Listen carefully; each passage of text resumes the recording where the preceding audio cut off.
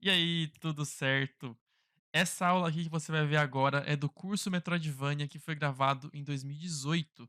Então você vai perceber uma diferença visual aí na parte do vídeo aqui, na parte do áudio também vai ter uma diferença e na parte aqui do professor também a minha aparência tá diferente porque é um vídeo já de 2018, já faz um bom tempinho aí. O conteúdo ainda é muito atual, ainda é muito relevante, então você pode acompanhar aqui o curso Metroidvania gratuitamente no YouTube. Toda segunda e terça-feira eu vou postar aula, obviamente, né, até chegar ao final do curso aí, com várias aulas, com mais de 50 aulas. Vale avisar que esse curso é feito para ser seguido em sequência. Então você faz aula um, depois a aula 2, depois a aula 3 e por aí vai. Só que se você chegou aqui de paraquedas e quer assistir essa aula sozinha, sem assistir as outras, você pode tentar. Pode ser que dê certo, que você consiga pegar esse conteúdo isolado e ainda aplicar aí para você. Só que se você ficar boiando, sem entender muito bem as coisas, quer dizer que essa aula depende de uma aula anterior, de um sistema que a gente programou antes, ou de alguma coisa que eu expliquei antes. Então, vale a pena você ir lá para o começo e assistir na sequência certinha. Você pode usar os materiais do curso aqui no card ou na descrição do vídeo para seguir as aulas, para ter aí a parte visual e você só se preocupar em fazer a programação. E também, antes de encerrar essa introdução e deixar você seguir para a aula, eu quero falar sobre o curso Metroidvania 2.0, que pode dar uma confusão aí para você sobre qual versão você quer fazer. O curso Metroidvania 1.0 vai ficar gratuito agora aqui no YouTube. E se você for no meu site marcoscamedev.com, por esse link aqui no card, você vai ver que o curso Metroidvania 2.0 é uma versão paga desse curso, que é um curso diferente, regravado, já com esse visual de vídeo, exceto pelas luzes que eu coloquei depois de fazer o curso, mas também com explicação atualizada de todo esse tempo de experiência a mais que eu tive depois de gravar o curso Metroidvania 1.0 lá em 2018. É bastante tempo, deu para eu adquirir bastante experiência e melhorar as explicações do conteúdo. Então, caso você queira fazer uma versão do curso Metroidvania que está modernizada visualmente e também com explicações melhores e também feito usando o Construct 3, porque o Metroidvania que você vai ver aqui eu uso o Construct 2, que você também pode implementar no Construct 3, caso você queira. Daí você pode clicar aqui no link para saber mais sobre o curso Metroidvania 2.0, que é a versão mais nova desse curso que você vai assistir aqui agora, tá bom? Só que para deixar bem claro, você pode assistir esse conteúdo tranquilamente, sabendo que ele foi feito com muita dedicação e que ainda é um conteúdo que vale muito a pena. 2.0 tem diferenças para esse curso aqui, mas esse curso aqui ainda é muito válido. Então vamos para a aula fazer aqui uma transformação. Vamos fazer então o personagem mudar de direção agora, que a gente já tem animação de caminhada, de ficar parado, só que quando a gente muda de direção, ele continua na mesma, né? Eu quero que ele mude de direção, aquela animação de turn que a gente já colocou, e também quero que ele realmente que ele vire para o outro lado, né? Para ele começar a andar para o outro lado. Então vamos fazer o seguinte, vamos vir aqui ó, na função mover, e aqui no parâmetro direita, que é o parâmetro de mover para a direita. Aqui eu vou fazer o seguinte, eu vou apertar S e vir aqui no jogador anim e comparar se ele está espelhado ou não.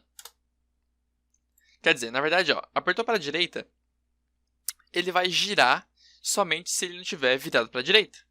Então, se ele está espelhado e o cara apertou para a direita, então quer dizer que ele tem que girar, certo? Porque ele está virado para a esquerda e ele tem que mudar de direção, então. Então, aqui a gente vai chamar a função, chamar a função, espelhar, que é uma função que a gente vai criar ainda, tá? E no caso da esquerda, é outra coisa. A gente vai espelhar ele se ele não tiver espelhado. Porque se ele tiver virado para a esquerda, andando para a esquerda, tudo bem, sem problemas, né?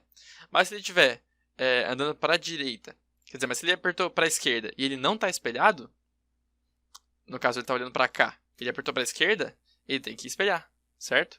Então realmente a gente coloca que ele tem que espelhar, somente no caso de apertar para a direita e estar espelhado, ele tem que mudar para não espelhado, e no caso de esquerda, de estar não espelhado, ele tem que se espelhar, porque está para a direita, então tem que virar para a esquerda. Isso aqui é o jogador anim e não o jogador caixa, porque a caixa não é visível. Realmente, o que vai espelhar ou não é a animação, né? O objeto que a gente vai ver, que o jogador vai ver. Tá bom, então a função espelhar, a gente tem que criar ela aqui agora. Então, apertar S aqui e vamos na função onFunction, na função espelhar. Quando a função espelhar for chamada, o que vai acontecer? Vamos comparar então jogador Anin é espelhado ou não. Se ele está espelhado ou não. Quando a função for chamada. Então, se ele está espelhado e a função for chamada, ele tem que setar para não espelhado. Então, a gente vem aqui, jogador Anin, mirrored, not mirrored. E aqui a gente muda para mirrored. Porque aí ele estava não espelhado, então ele vai se espelhar. Porque a função espelhar só vai ser chamada quando ele realmente precisa fazer essa alteração de direção. Tá bom? É só nesses casos que ele vai chamar, não é a todo momento. É só quando realmente ele está dando para a esquerda e não espelhado. Então ele está olhando para a direita, andando para a esquerda, então tu gira.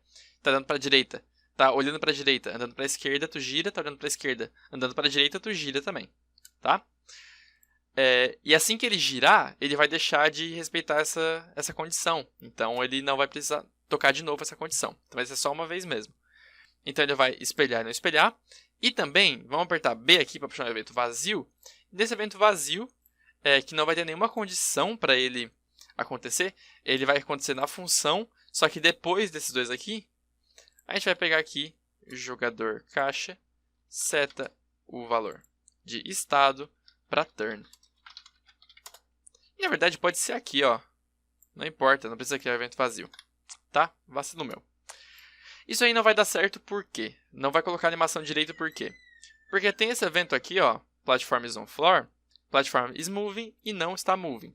Esse evento aqui ainda vai tocar enquanto ele está com a animação de turn.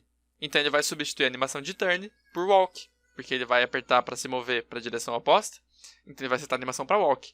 Então a gente tem que colocar a condição de que ele só pode setar a animação para movendo ou não, se ele estiver no chão também, e aperta B para puxar um evento vazio, coloca aqui, pega esses dois aqui e coloca como subevento desse, e aqui ó, a gente vai colocar condições, que vai ter mais de uma, tá?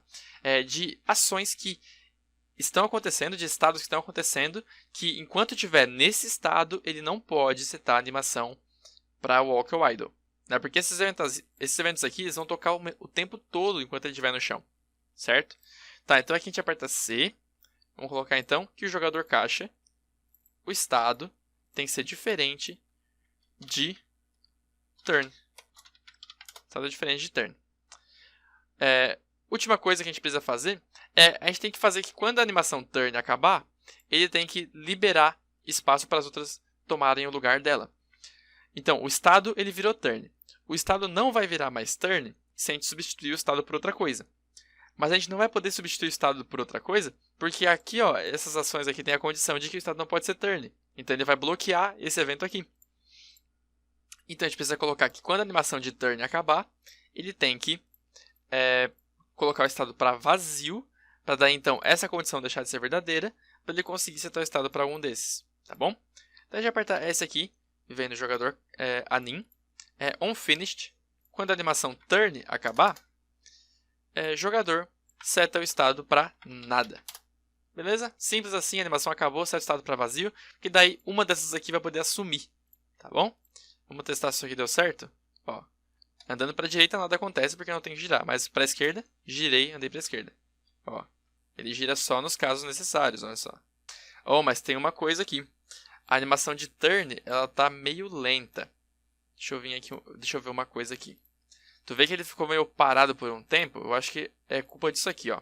Esse frame final aqui, eu acho que não é necessário, tá? Porque olha só, ele vai girar, então ele já pode começar com a outra animação do lado oposto, né? Então esse último frame aqui não precisa, tá? Frame 4 não precisa. A animação acaba no frame 3.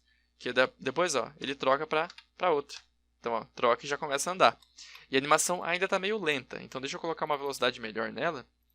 Vou colocar a velocidade 20, que a animação realmente tem que ser rapidinha. Talvez até mais que 20, tá? Vamos testar aqui. Ó, girei, comecei a andar. Girei, comecei a andar.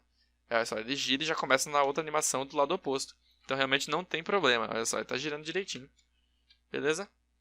Então é isso aí, gente. O turn é assim simples. E é uma animação de transição super útil para polir o jogo, né? Porque realmente tem uma sensação de coisa meio feia quando tu tá andando para um lado, de repente tu aperta o outro, só vira pro outro imediatamente. A gente sabe que isso não acontece na vida real, né?